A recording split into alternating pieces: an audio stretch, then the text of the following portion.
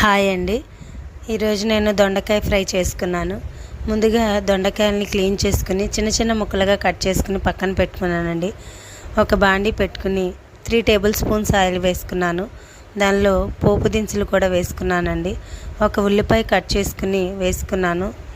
ఉల్లిపాయ ఫ్రై అవ్వడానికి కొంచెం సాల్ట్ యాడ్ చేసుకున్నానండి. ఉల్లిపాయ ఫ్రై అయ్యాక కరివేపాకు కూడా యాడ్ చేసుకున్నాను. అది ఫ్రై అయ్యాక దొండకాయ ముక్కల్ని వేసుకున్నానండి. అవి కొంచెం ఫ్రై అయ్యాక కొంచెం సాల్ట్, పసుపు యాడ్ చేసుకున్నాను.